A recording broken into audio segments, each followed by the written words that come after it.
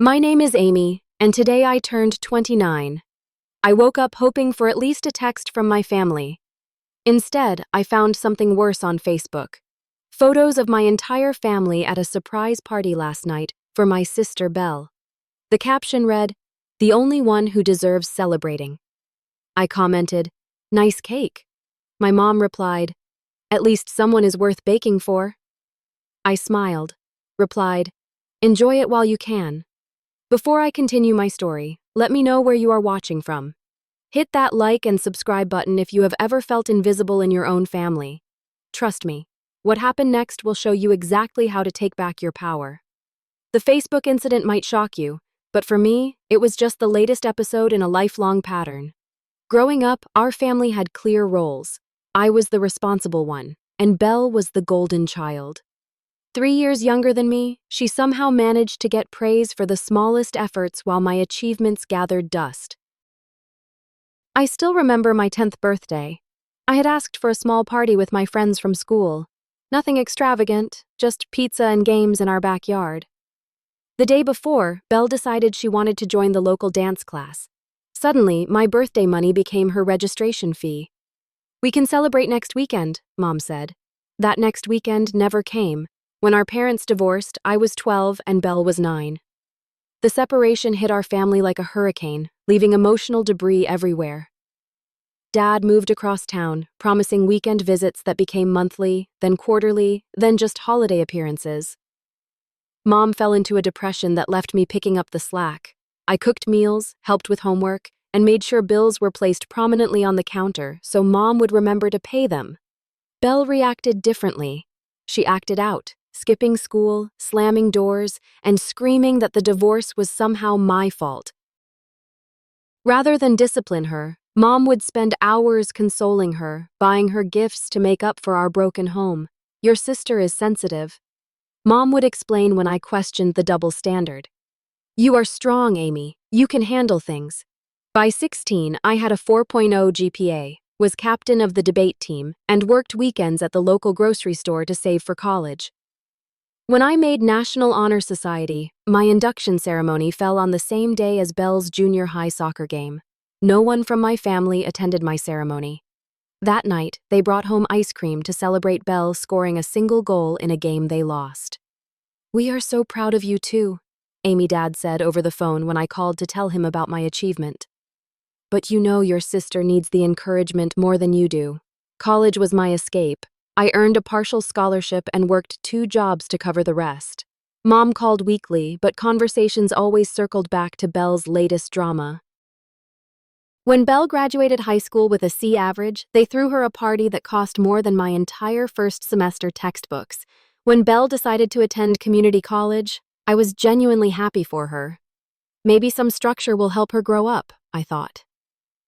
6 months later, she dropped out, claiming it was too stressful. By then, I had graduated and landed an entry-level position at a marketing firm. I was making enough to rent a small apartment and start paying off my student loans. Then came the call from Belle. She needed first and last month's rent for an apartment. "Just until I find my passion," she explained. Against my better judgment, I transferred the money. Mom called to thank me, saying, "It is nice to see you finally helping your sister." What they did not know was that I continued helping. For the past 2 years, I have been transferring 40% of Belle's rent money monthly.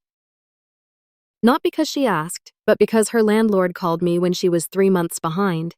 Rather than let her face eviction, I set up automatic payments. I never told my family, and Belle never acknowledged it.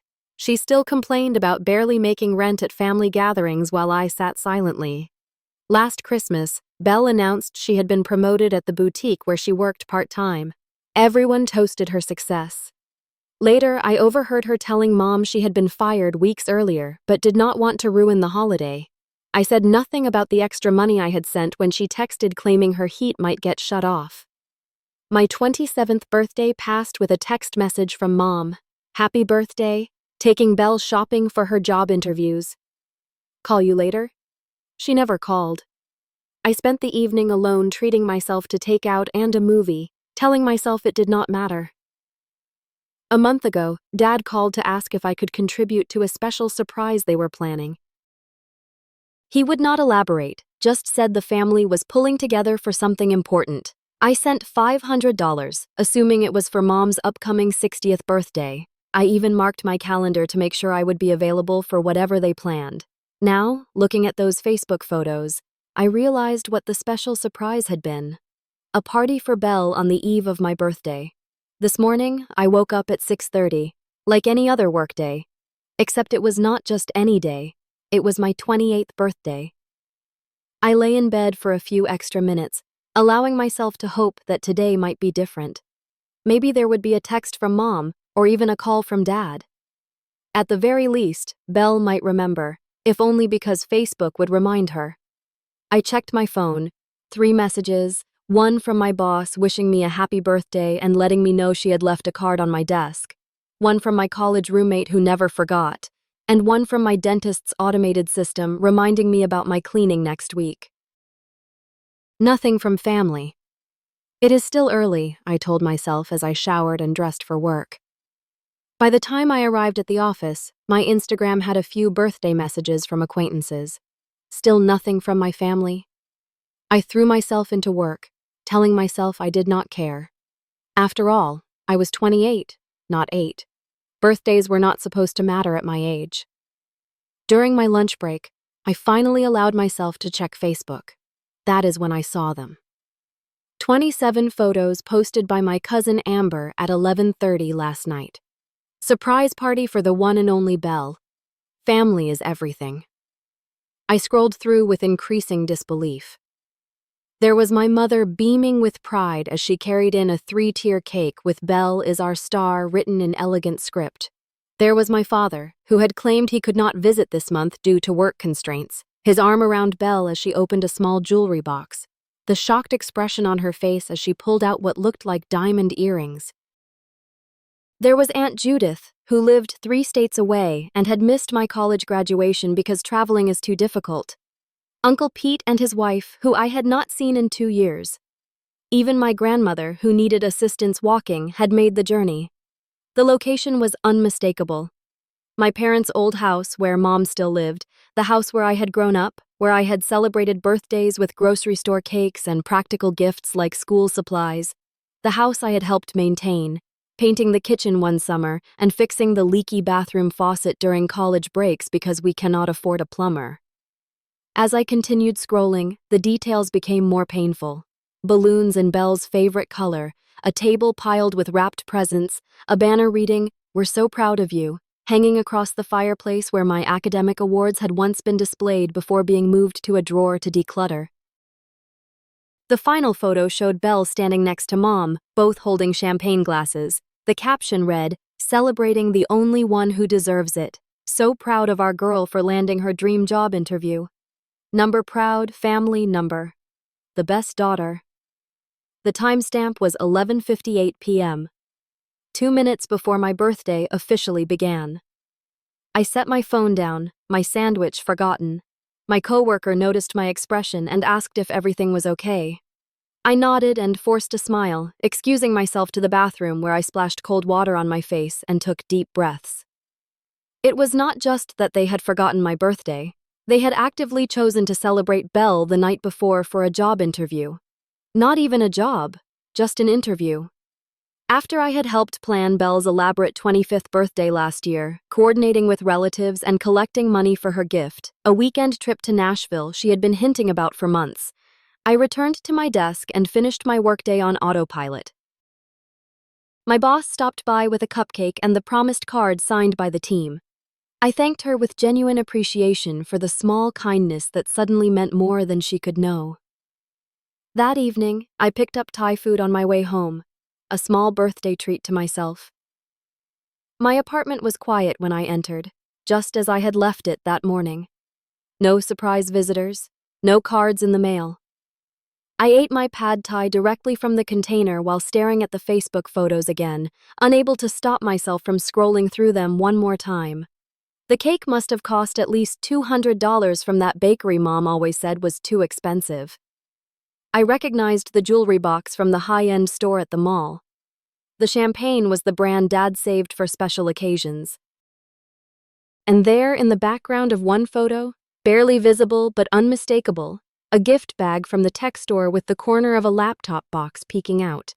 The same laptop I had mentioned wanting when my current one started showing signs of age. The exact model I had researched for months, waiting for a sale or bonus from work to justify the expense. I set my food aside, no longer hungry. The magnitude of the betrayal settling over me like a heavy blanket. This was not thoughtlessness. This was not forgetfulness. This was deliberate. And tomorrow they would probably remember. There would be belated texts, maybe even a perfunctor call. Mom might offer to take me to lunch next weekend if Belle did not need something. Dad might send his standard gift card with a generic message. They would expect me to accept these crumbs with gratitude, just as I always had. But something had shifted inside me. As I sat alone in my apartment on my 28th birthday, I realized I was done accepting crumbs. I stared at my phone for nearly 20 minutes, drafting and deleting potential comments. The angry ones felt too revealing, exposing a wound I had spent years pretending did not exist. The passive-aggressive options seemed childish. The sad, honest responses would only make me look pathetic. Finally, I settled on something simple. Nice cake. Neutral could be interpreted as sincere. Only I would know the pain behind those two words. I hit send and set my phone aside, telling myself I would not check for responses. Less than 5 minutes later, I was refreshing the page. The first response came from my aunt. It was delicious. Belle deserves the best. Then my cousin, we missed you, but it was a perfect night for perfect Belle. I noticed neither mentioned my birthday or asked why I had not been invited. I was simultaneously hurt and unsurprised. Then came my mother's comment, the one that would finally break the dam. At least someone is worth baking for. I stared at those words, reading them over and over. 6 words that confirmed what I had felt my entire life. In my mother's eyes, I was not worth the effort, not worth celebrating, not worth loving the way she loved Belle. The comments continued. My uncle added a laughing emoji.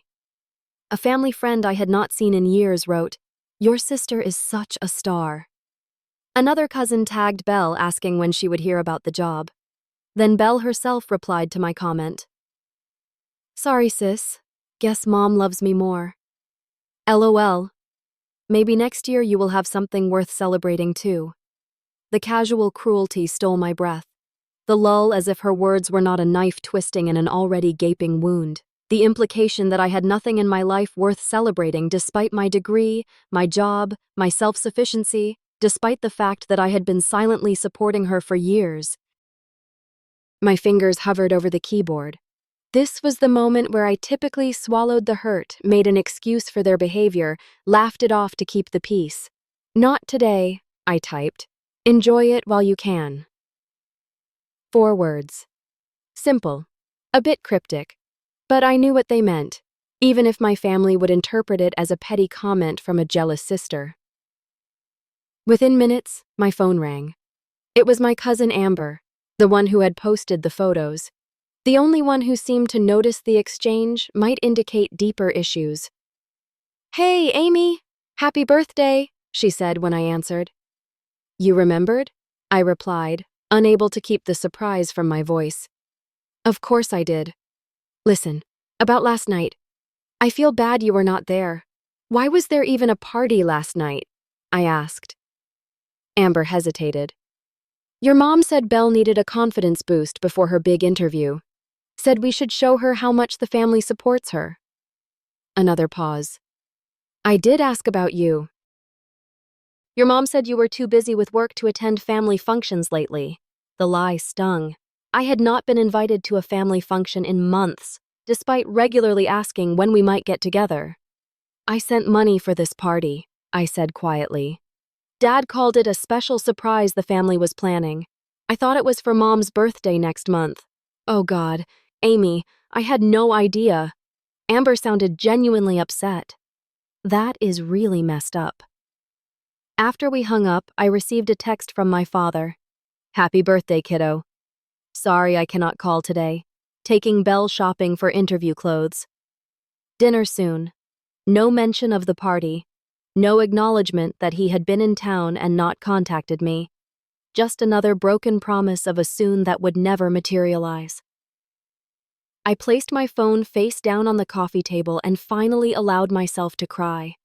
Not delicate tears, but ugly, body-shaking sobs that had been building for 28 years. I cried for the little girl whose birthday money went to her sister's dance classes, for the teenager who celebrated achievements alone, for the adult who kept giving to a family that took and never gave back. When the tears finally stopped, I felt hollowed out but strangely clear-headed, like a fever had broken. I remembered similar moments throughout my life, the public humiliation at family gatherings when Mom would compare us. Why cannot you be more like your sister at Christmas dinner when I mentioned work stress? Belle is just more fun to be around.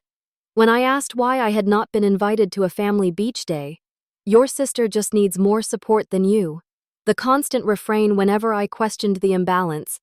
I had spent my life accepting these explanations, internalizing the message that Belle's needs would always matter more than mine, that my role was to give, to understand, to forgive, to be the responsible one who did not need attention or care. I picked up my phone and looked at the exchange again. Those 6 words from my mother. At least someone is worth baking for. Something inside me hardened into resolve. I was done being the understanding one. Done being the responsible one who got nothing in return. Done being invisible. Enjoy it while you can. It was not just a comment anymore. It was a promise. Sitting cross-legged on my couch, surrounded by the remains of my solitary birthday dinner, I pulled out my laptop and opened a spreadsheet I had been maintaining for years. Every transfer to Belle, every bill I had paid, every loan that was never mentioned again, 2 years of rent supplements, 6 months of utilities when she claimed her roommate had moved out unexpectedly, 3 car payments when she said she might lose her vehicle, the security deposit on her current apartment that I had covered entirely. The total made me $17,842 over 3 years, money I could have used to pay off my student loans faster. Money that could have gone toward a down payment on a condo instead of my small rented apartment. Money that disappeared into the black hole of Belle's irresponsibility while she continued to be celebrated as the family treasure. I opened my email and found messages from Belle I had saved. Just need a little help this month. Things are tight at work. Promise I will pay you back when my commission check comes in. Do not tell Mom and Dad. They will just worry. Then I found emails from her workplace forwarded to me when I helped her set up her professional email account. Emails she did not know I could see. Warnings about tardiness. Concerns about her attitude with customers. Finally, a termination notice from 3 months ago, citing inconsistent performance and unreliability. 3 months. She had been unemployed for 3 months while telling the family she had been promoted. While I continued to transfer money for what I thought was supplemental rent, while my parents planned a party to celebrate her fictional job interview, I checked my bank statement. Next, the automatic transfer to Belle's landlord was scheduled for the 1st of each month, $800, directly to the property management company, because Belle had proven she could not be trusted to use the money for its intended purpose. I continued digging. A quick search of my email found the contact information for her landlord, Mr. Patterson. I had spoken with him when Belle first faced eviction, working out the arrangement that had kept her housed. I had his direct number and email saved. I also found something else. A notice from the utility company that had been accidentally sent to my email instead of Belle's warning of disconnection due to non-payment. The outstanding balance was over $600. Despite the money I had sent specifically for utilities just last month, the pieces fell into place with sickening clarity. Belle had not been using my money for rent and utilities. She had been spending it elsewhere while letting the bills pile up, knowing I would step in before disaster struck. She had been fired from her job but continued the charade, probably living off my financial support while seeking attention and sympathy from our parents. And my parents had enabled this, celebrating her lies while dismissing my genuine accomplishments. The surprise party was just the most recent and painful example of a lifelong pattern. I took a deep breath and made 3 decisions. First, I logged into my bank account and canceled the automatic transfer to Belle's landlord. The next payment would have processed in 5 days. Now, it would not happen. Second, I composed an email to Mr. Patterson. Dear Mr. Patterson, I am writing to inform you that I will no longer be making payments toward Belle Turner's rent beginning immediately. For the past 2 years, I have been providing financial assistance without her taking steps towards self-sufficiency. This arrangement is now terminated. Please direct all future communications regarding payment to Belle directly. I understand this may cause inconvenience, but I believe it is necessary for all parties involved to move forward appropriately. Sincerely, Amy Turner. I hit send before I could reconsider. The third decision was the hardest. I gathered all the evidence: bank statements showing my transfers, emails revealing Belle's termination, the utility disconnection notice, photos of the surprise party, the screenshots of the Facebook comments. I compiled everything into a single document, clear and irrefutable proof of both Belle's deception and my family's treatment of me. I composed a second email addressed to my parents with Belle copied. Mom, Dad, and Belle, for years, I have supported this family emotionally and financially without recognition or appreciation. I have remained silent as you celebrated Belle while ignoring my achievements and my birthday. I have transferred thousands of dollars to keep Belle housed and comfortable while she lied about her employment status and financial situation. This ends now. I have canceled all financial support to Belle effective immediately. I have informed her landlord of this change. The attached documents provide evidence of both my contributions and Belle's misrepresentations. I am stepping back from this dynamic to focus on my own well-being. Please respect this decision. Amy. My finger hovered over the send button. This would change everything. There would be anger, denial, guilt trips. They would call me selfish, cruel, jealous. They would twist the narrative to make me the villain. But for the first time in my life, I did not care what they thought. I hit send. I closed my laptop and turned off my phone. Whatever fallout came, it would not reach me tonight. Tonight, I would sleep knowing I had finally stood up for myself.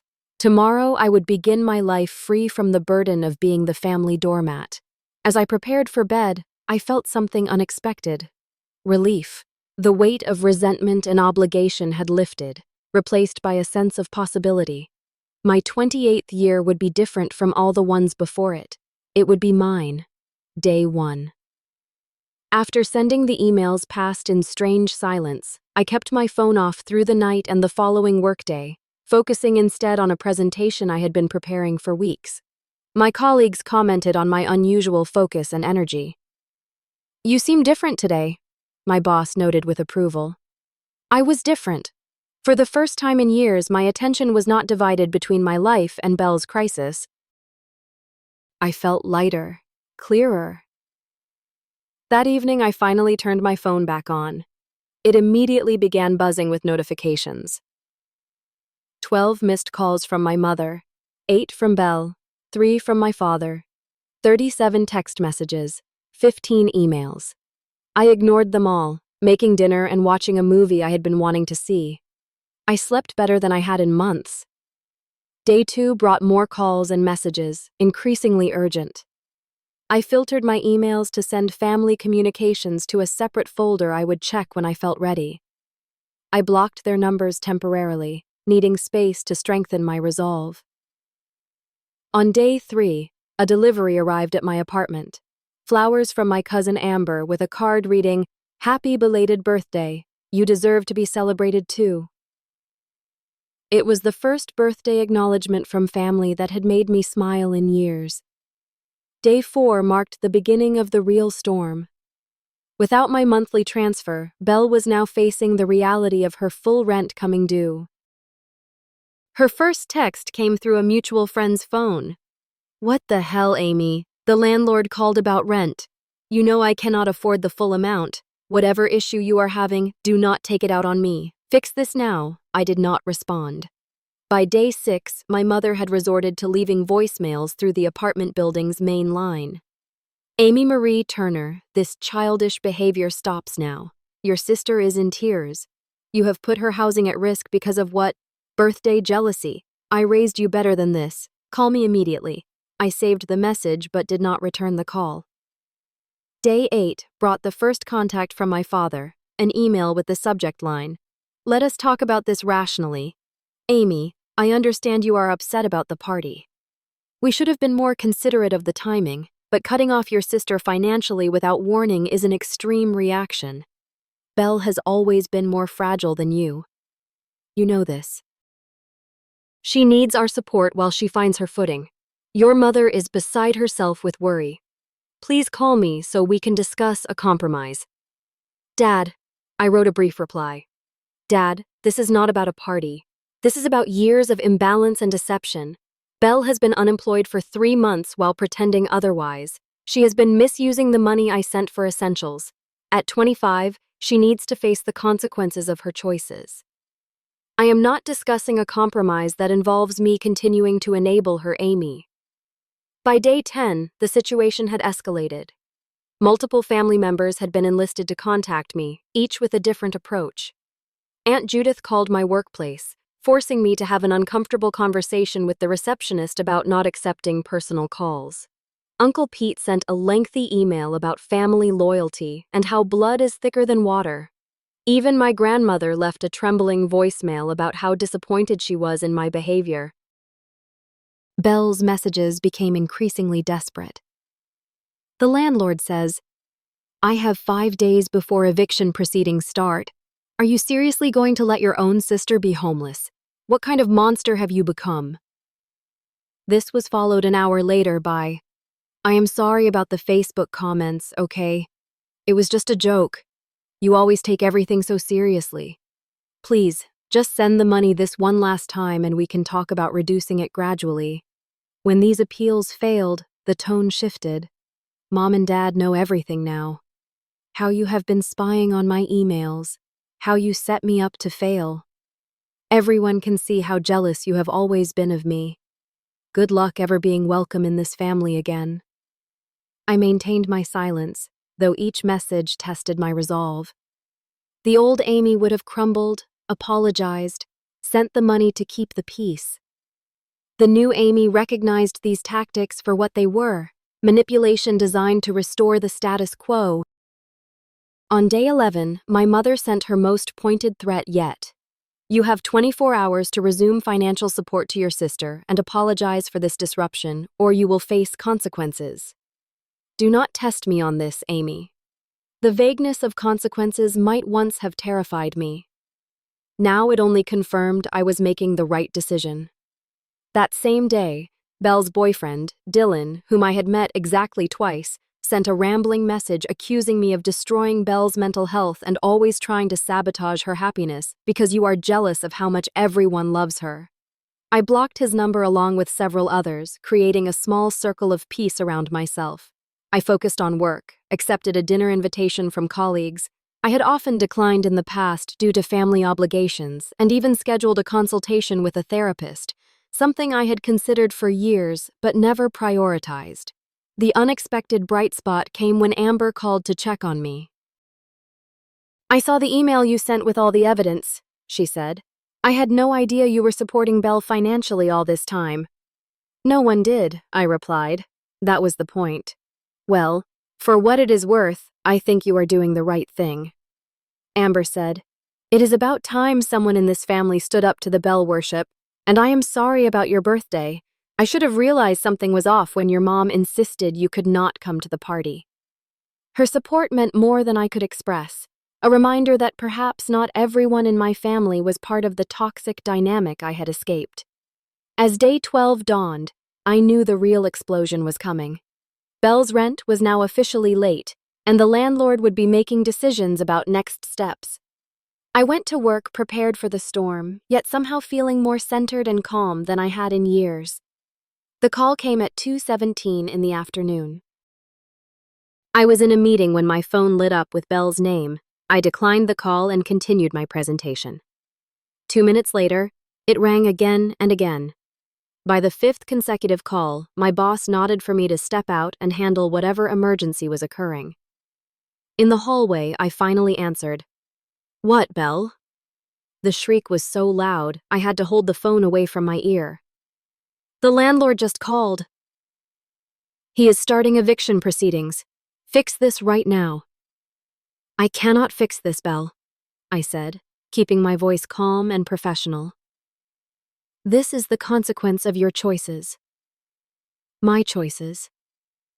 "You chose to stop paying without warning. You chose to ruin my life because you are jealous about a stupid party." "You have been lying about being employed for 3 months," I replied. "You have been misusing the money I sent for utilities. Those were your choices. So what? You make plenty of money. You do not have a life anyway. So, what else would you spend it on?" The casual cruelty still had the power to sting, but not to break me. "Goodbye, Belle. I suggest you start packing or finding a way to pay your rent." I ended the call as she was mid-scream and returned to my meeting. 10 minutes later, my phone began buzzing continuously with notifications. Our family group chat, dormant for months, except for Belle's announcements, had exploded. "Mom, Amy, answer your phone immediately." "Dad, this has gone too far. Call your sister. Aunt Judith, I cannot believe you would do this to your own blood. Uncle Pete, your grandfather would be ashamed." And on, a chorus of outrage and condemnation. I muted the chat and focused on finishing my workday. At 4:30, the receptionist called my extension. "Amy, your mother is in the lobby. She seems upset. Security is asking if they should escort her out." My heart raced, but I took a deep breath. "Tell them I will be right down." In the lobby, my mother was pacing, her face flushed with anger. When she saw me, she pointed a shaking finger.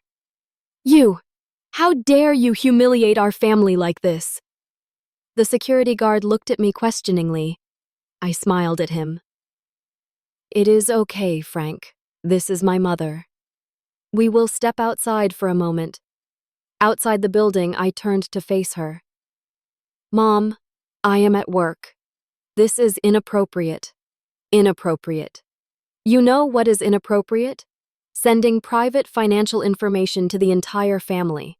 Making your sister look bad to make yourself feel important. She could lose her apartment." "Mom," I said quietly. "Belle lost her job 3 months ago and did not tell anyone. She has been lying to all of us. She was trying to find the right time to tell us. She did not want to worry us. She had no problem worrying me when she needed money." I pointed out she had no problem accepting my help while mocking me publicly. "That was just teasing. You have always been too sensitive." A colleague walked past, eyeing us curiously. I maintained my professional demeanor. "I cannot do this here. If you want to have a civil conversation, we can schedule a time to talk." "Oh, now you want to talk after dropping this bomb on everyone? Your sister is having a panic attack. Your father had to leave work early, all because you could not handle not being the center of attention for once." The irony of her statement was so profound, I almost laughed. "Mom, when have I ever been the center of attention in this family?" She dismissed this with a wave of her hand. "You are coming with me right now to apologize to your sister and reinstate the payments." "No, I am not." The simple refusal seemed to shock her more than anything else. In her world, I always eventually gave in. "Excuse me," I said. "No, I am going back to work now. I suggest you leave before security becomes concerned again." I turned to go, but she grabbed my arm. "If you walk away from this family now, do not expect to be welcomed back." I looked at her hand on my arm, then into her eyes. "That sounds like a threat, Mom. It is a reality. Family stands by family." "Funny," I said, gently removing her hand. "I have been standing by this family financially and emotionally for years. Where was this family stands by family motto on my birthday?" She had no answer for that. I walked back into the building, nodding reassuringly at Frank, the security guard, as I passed. My hands were shaking, but my resolve was intact. That evening, the real confrontation arrived. I had just settled in with dinner when my doorbell rang. Through the peephole, I could see Belle, my mother, and my father all standing in the hallway. I considered not answering, but decided it was better to face this head-on. I opened the door but blocked the entrance. Yes. Belle pushed forward. You need to fix this now. The landlord says I have 3 days to pay or get out. Then I suggest you start packing, I replied. My father stepped in. Always the mediator. Amy, please let us come in and discuss this rationally. I hesitated, then stepped aside. They filed in, Belle immediately throwing herself dramatically onto my couch, my mother perching tensely on an armchair, my father standing awkwardly by the window. Nice place, my father commented, looking around. I do not think I have been here since you moved in. 2 years ago, I confirmed. An uncomfortable silence followed. I did not offer drinks or make small talk. Finally, my mother spoke. Amy, this vendetta against your sister has gone too far. You have made your point. Now it is time to be the bigger person and help your family. This is not a vendetta, I said. This is me stopping an unhealthy dynamic that has gone on far too long. By making your sister homeless, Belle interjected with a sob. You would not be facing eviction if you had been honest about losing your job and made arrangements with your landlord, I pointed out. Or if you had used the money I sent for its intended purpose instead of whatever you actually spent it on. I had expenses, Belle protested. Like what? The designer bag you posted about last month? The weekend trip to Miami with Dylan? My father looked confused. Belle, you said you were still employed.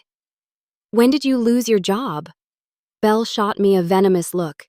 It is complicated, Dad. They reduced my hours and then eventually let me go. But I have been interviewing for 3 months. I asked with no results.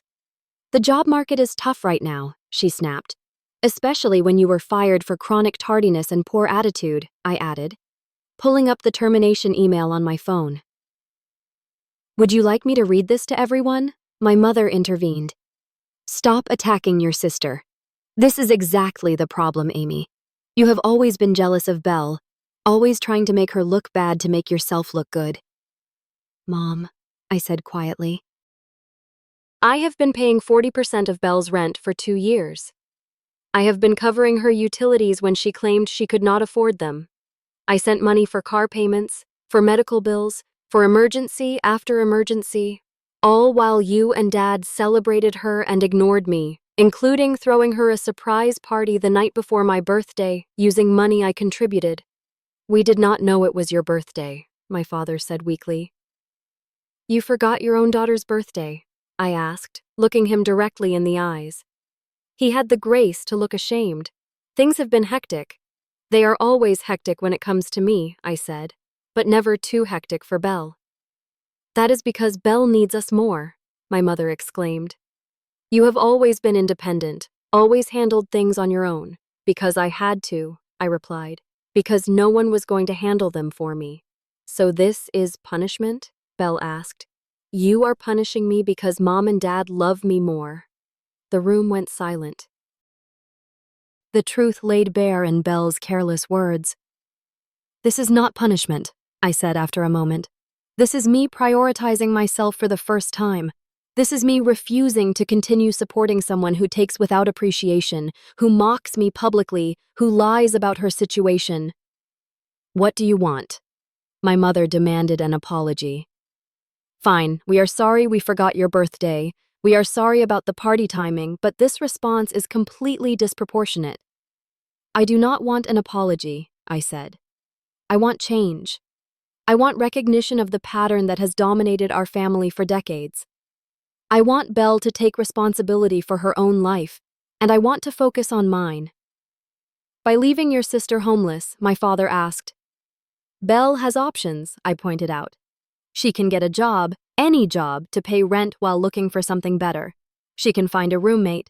She can move back home with Mom. She can downsize to a more affordable place. Those all sound horrible, Belle wailed. Welcome to adult life, I replied. The life I have been living while subsidizing your extended adolescence. My mother stood abruptly. This is getting us nowhere. Here is what is going to happen. You will reinstate the payments to the landlord, at least until Belle finds stable employment. In return, we will make more effort to acknowledge your contributions. The condescension in her tone was the final straw. No, I said simply, that is not what is going to happen. What is going to happen is this. I am going to continue living my life free from financial obligation to Belle. And as it happens that life might be changing significantly soon. 3 pairs of eyes fixed on me. What does that mean? My father asked. I have been offered a position in our Chicago office, I said, revealing information I had been sitting on for weeks, a significant promotion with relocation assistance. I have accepted it. Chicago? My mother repeated. You cannot move to Chicago. Who will help with family matters here? That is exactly my point, I said. I have never been seen as a daughter or sister in this family. I have been seen as a resource, a backup plan, a safety net. Well, the safety net is being folded up and put away. You would really abandon your family? Belle asked, tears streaming down her face. After everything we have done for you? The question was so absurd, I laughed out loud. What exactly have any of you done for me, Belle? Name one thing. She opened her mouth, then closed it again, looking to our parents for help. My father cleared his throat. Amy, I understand you are hurt, and perhaps we have overlooked certain things, but cutting off your sister and moving across the country seems extreme. It is not extreme, I countered. It is healthy. It is necessary for all of us.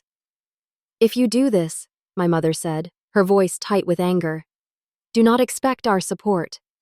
I have never had your support, I replied. That is rather the point. The truth of it hung in the air between us. My mother gathered her purse, a signal that the conversation was over. Come on, Belle.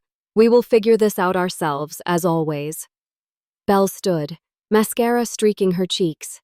For a moment, I saw a flicker of something beyond the tears and tantrum. Fear. Real fear of facing consequences without me as a backup. Allie, she said, using the childhood nickname she knew I had a weakness for. I cannot lose my apartment. Please, I will do better. I will get a job tomorrow. I will pay you back everything. I have heard those promises before, I said, not unkindly. But this time you will need to prove it with actions, not words. You are really not going to help me.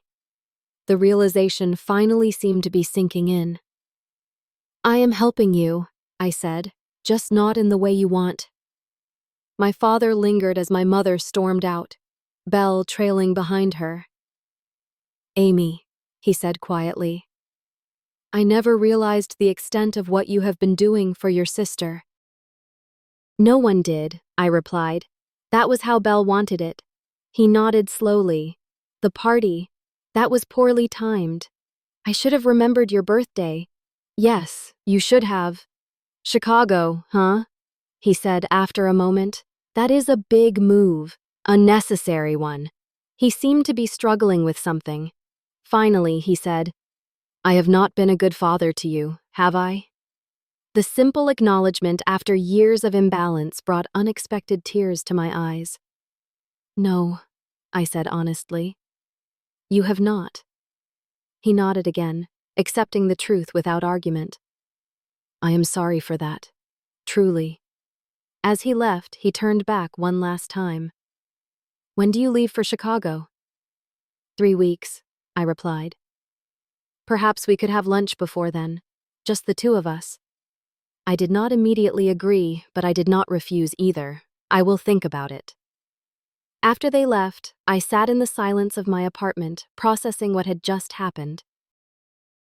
For the first time in my life, I had stood my ground against the full force of my family's expectations and manipulation. I had stated my truth and held firm. My phone buzzed with a text from Belle. I hate you for doing this to me. 5 minutes later, another text arrived. I do not know how to do this without you.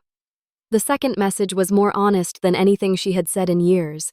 It was the first step toward her growing up and facing reality. It was painful, but necessary. I did not reply to either message. Some journeys had to be walked alone. 6 months later, I stood at the window of my Chicago apartment, watching snow fall over the city skyline.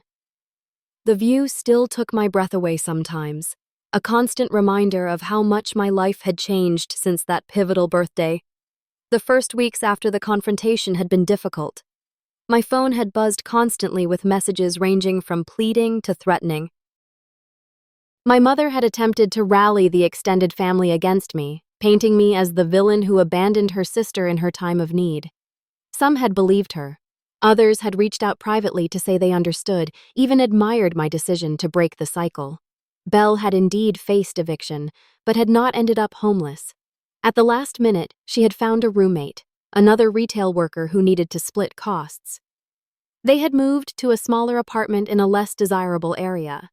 According to Amber, who had become my main connection to family news, Belle had taken a job at a fast food restaurant and was actually showing up regularly. My mother still barely spoke to me. Our communications were limited to tour exchanges during major holidays. She had not visited Chicago, though I had invited her for Thanksgiving. Too busy taking care of the family members who still care, had been her response. My father, surprisingly, had made more effort. We had had that lunch before I left, an awkward but honest conversation where he had admitted to years of favoring Belle. She was louder about her needs, he had explained. And you seemed so capable, so self-sufficient. I think we all took that for granted. It was not a complete apology, but it was a start. He had visited Chicago twice, each time making more effort to know the woman I had become, rather than the daughter he had overlooked. Our relationship was tentative but healing. I had found a therapist in Chicago, Dr. Winters, who specialized in family dynamics. Our weekly sessions had helped me process years of being the forgotten child, the responsible one, the family bank.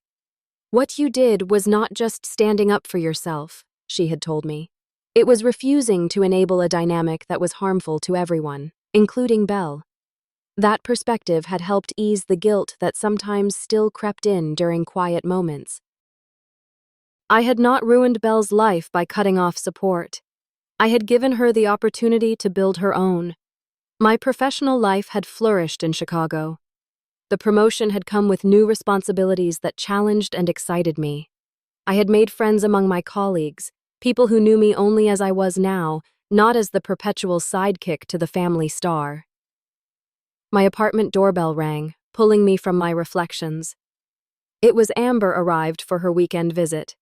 We had grown closer since the fallout, finding in each other the sister relationship we had both lacked. "This view is still insane," she said, joining me at the window. "Best decision ever coming here." "Most days I agree," I said with a smile. "Heard from the family lately?" she asked, settling onto my couch. "Dad called yesterday. Said he might come for Christmas. And Belle?" I hesitated. "Actually, I got an email from her last week. First direct communication in months." Amber raised her eyebrows, and it was different. No accusations, no demands. She said she has been working full-time for 4 months now. Said she is taking an online course in bookkeeping. Wow, actual adulting. Apparently, I agreed. She also said she has been thinking about our conversation that night about how she took advantage of my help for years. She stopped short of a full apology, but it is progress. Amber finished for me. Progress? I echoed. Later that evening, after dinner with Amber and some of my new friends, I sat down to reply to Belle's email. I had been thinking about it for days. Weighing my response, I wrote, "Brielle, thank you for your email. I am glad to hear you are working steadily and pursuing education. Those are positive steps. The past cannot be changed, but I am open to building a healthier relationship moving forward, one based on mutual respect rather than dependency. Take care, Amy." Short, clear boundaries, but an open door. It felt right.